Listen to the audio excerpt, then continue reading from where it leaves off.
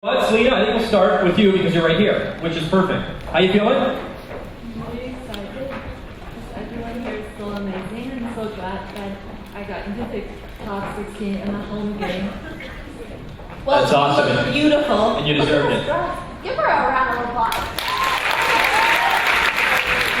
The color is great. All right, Selena, here comes the question. Events in Bangladesh have a focus now on cheap labor. The abuse of using others less fortunate than ourselves has existed for a long time.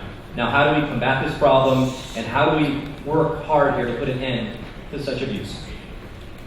I think people who are suffering from being vulnerable labor forces are not victims, they're actually fighters. And all they need is a sword from us to support them and for them to stand up for themselves.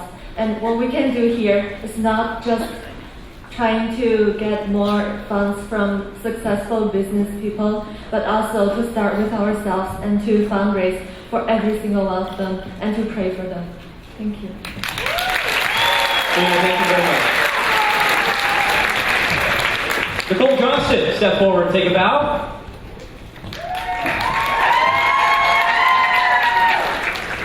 Hi, Nicole. How are you? I'm great. Super. Doing super. I feel super. I feel sensuous, actually. I'm a little nervous, I'm not gonna lie. You guys, honestly though, it takes a lot of courage to be up here and put up with me, so It really does. it does. I'm Thank telling you. you. Nicole, my question. Cyberbullying has recently become a topic of interest in the media. However, bullying, of course, has been around forever, as has abuse of children. What do you believe needs to be done or can be done to make a significant change to prevent the continued reoccurrence of this phenomenon in our society today? I feel that we need to start at a younger age. We need to show them positive role models. We need to start showing them who they are, and respecting others is very important, and not letting anybody bring you down. It's who you are, and you need to embrace who you are. Thank you. Thank you very much. I'm gonna get a good workout here. My cardio will be nice tonight anyways. Sophia Chorney, step forward, please. Ladies and gentlemen. Hi, how are you? I'm good. How are you? Did you have a Ukrainian dance outfit on earlier? Yes. I Ukrainian danced for 10 years, so I thought that was pretty cool. You're a lot better than I am at it. Your question. Considering the addiction of today's youth to the electronic media, what is your solution to stressing the importance of physical health, and how would you motivate them to change their attitude to be active participants in their own health today? Thank you for the question. I'm very happy to be able to voice my cause, first of all. I'm very grateful to be in the top 16, thank you. I think that I would try to educate the children, because education is how I have learned and how I am on my way to becoming a professional in the field of kinesiology. So I definitely learned a lot through education, and we have to stress the importance of having a physical, active lifestyle, and also having a connection with nature, because internet addiction is actually a clinical condition. It is very serious, and many of us maybe do not realize it. So I would definitely try to educate people, and as well as having them have a connection with nature and realize how good it feels for us, because it's very good for you. Thank you very much. I just learned how to send an email, so I'm coming along. Next up on the list is Tamara Jebovich. Step forward, Tamara. Where are you? Hi, Tamara. How are you? Well, I've already used sensuous, so I'm electric. I'm doing great. I thought, you know, Oh, what'd you think? 0 out of 10. 11. Okay, all right. Well, you got to judge, right? That'll help your cause right now. All right, Samara, your question. Given your studies in global inequalities and the current world situation where a large percentage of the world's population are in poverty, do you think that world trade is the answer, or are we better off promoting industry within the poorer countries to resolve the issues of poverty? Does fair trade have any positive value in this entire discussion?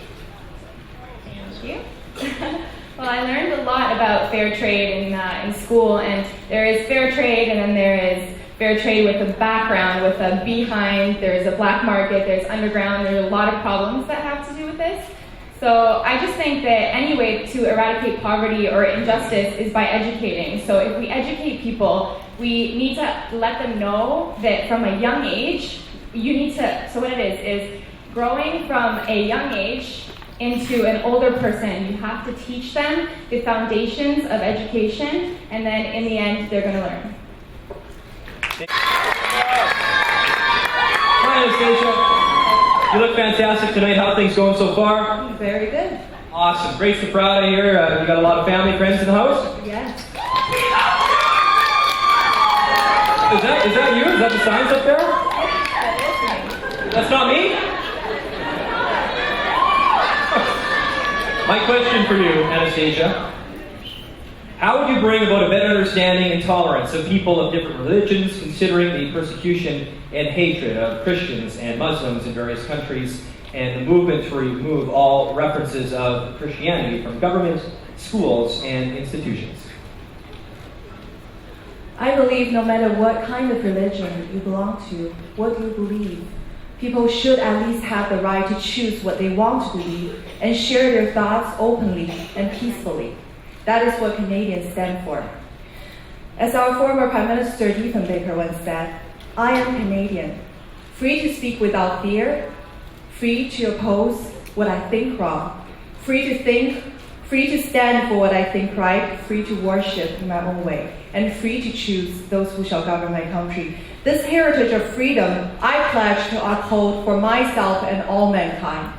And that is why I'm fighting for religious freedom for everybody, all mankind. Thank you very much.